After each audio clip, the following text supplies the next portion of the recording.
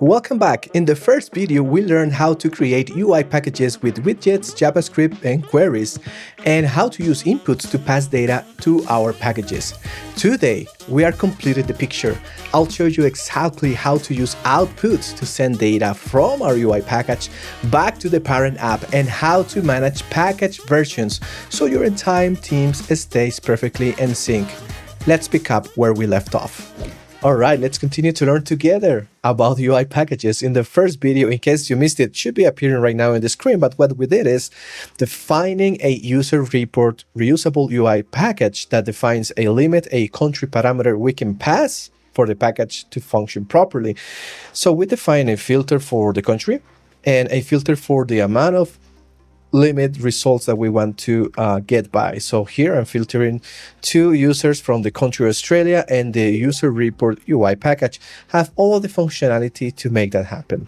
Now let's go back to our UI package and start using outputs. Outputs is a way to pass data from our package back to the parent app who is implementing this particular UI package. So with inputs, we receive data to the package for it to work. But with outputs, we send data back from the package to the parent app. So let's define an output here. And what I want to use this output for is to display the information of the user which we select on this particular table in a card preview. So what I'm going to be doing is defining an output who is called selected user. And remember, I mentioned in the first video that you can pass not only textual content in an input and an output, but also objects. So let's set the table 1, which is the name of our table widget, that selected row. So what we're doing is using data binding, and every time somebody selects a user from this report right here, that's going to be sending back to the parent app as the output of this particular module container that we have here. Now, remember that I said also that you can have multiple modules on a single package. Well, I went ahead and I created a second module in this package called user card. And this user card is basically showcasing information of a given user. And I'm receiving the input for the photo URL, the name of the user, the country, date of birth, the phone, and the email. So this is all of this particular UI package module needs for it to work. Okay, so now if we go back to our, basically we also have to deploy these changes. That's very important. Every time you make a change, you gotta publish it. Now we got a new version. So let's go to the application where we implement this. And now if we create a new UI element, we should see the user card here along with the user report one. So let's select user card. There you go, drag and drop it over there. And now if we select the user report implementation of the package module, we should be able to start receiving the output of it. Now, how do we know that? When you click on a given UI package, you can see the inspect state of it. And we will see that there, we can see the output that this particular package is sending back to us. And here we have selected user. There you go. And here we have all of the information of the particular user that is selected. And see that every time that I click on it, it changed. That's the beauty of data binding. So now we should be able to use that information for this second UI module. So let's use that. Using data binding, let's do user report 1 that outputs and the name of the object, which was selected user, and now the name of the property. Here we need to pass the name. So there you go. Now we see the selected name. And let's continue to do this with all of the other fields. Let me just copy and paste here. Here I should be passing the phone. Here I should be passing the image. There you go. Here I should be passing the country. Here the email. And the last one, the date of birth. DOB. There you go. So now every time we click on an element on the user widget, it's going to be sending that data back as an output. And now since we're using data binding on the parent app, that's being bind to the other module widget, which receives it as an input. Now this is great because as you can see, we can have a lot of modularity on all of the different applications that we have, composed with multiple UI packages that sends and receives data back to it. And the reusability here, it's just beautiful. So there, if we continue to just click on any of the selected users, that should be refreshing on the component down below. So now everyone in the company who needs to display user information can reuse this component. And if we need to make changes, it's only one change and it will be applied to all of the applications implementing it as a new version. That's beautiful. So the last thing I promised to go over with you is how to change versions of a given package and release new versions and review which version I'm using. And the last thing is review a bigger application that uses multiple packages and how to pass data back and forth on a bigger use case. So let's do that. Let's go back to our package because it turns out that we were requested to display in the user card the last date that the user information changed. So let's do that. Let's add a new text widget here.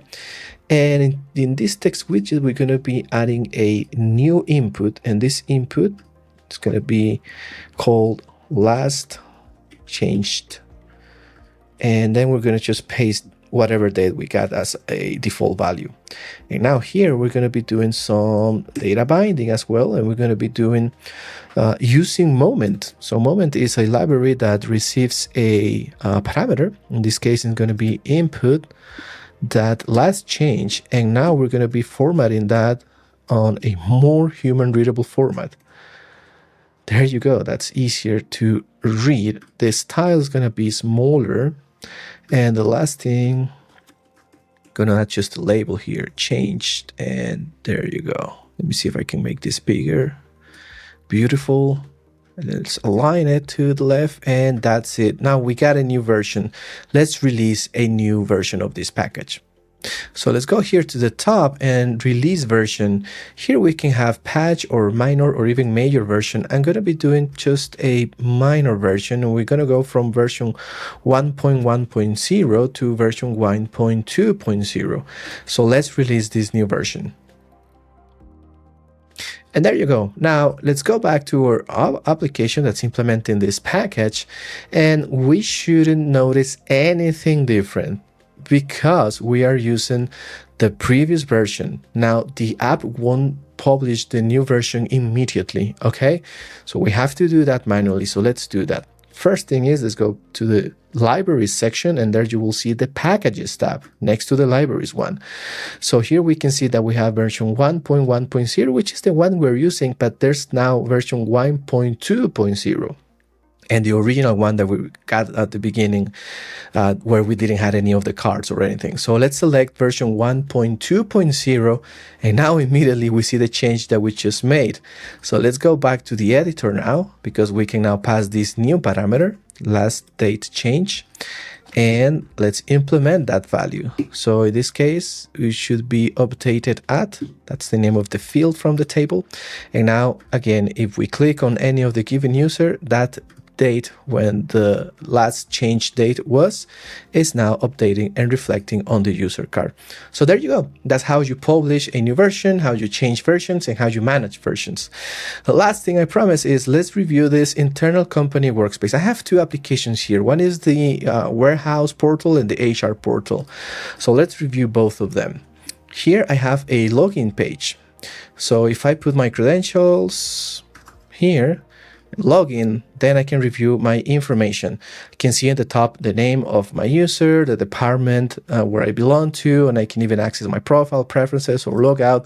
And I can see information that I'm capable of watching in this warehouse portal. In this particular case, I'm seeing the inventory. Now, if I go back and I do the HR portal one, that login screen looks pretty similar, although has some changes. The name of the portal, the colors of it, they're different.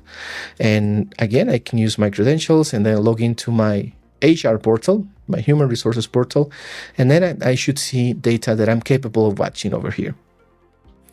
So here I can see again the same component on the top where I can access my profile, etc., and I can see my personal details, information about myself, my department, my personal details, etc.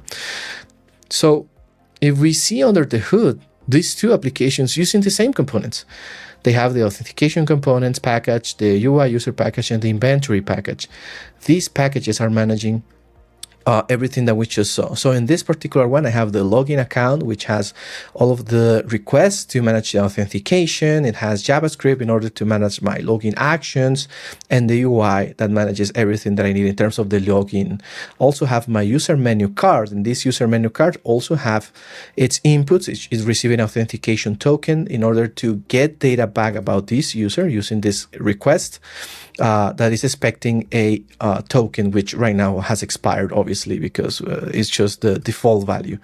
So there you go. This is a more contextual application. We have two different applications using the same implementation, but as you can see, the experience can be different. We can change not only the UI behavior, but also how data is passed to it and how the filtering of the information in the same components, because it's the same table, the same reports, but with different data based upon the context of who the user who is currently authenticated is. Same components. This is incredible reusability at the application level. And there you have it, complete UI package mastery. Now you can create reusable components yourself, configure them with inputs, extract data with outputs, and manage versions across your entire team. If you want to try UI packagers yourself, sign up for our Appsmith Business Edition now, using the link in the description. Do you have questions? Drop them in the comments, I'll be answering them, and I'll see you on the next one.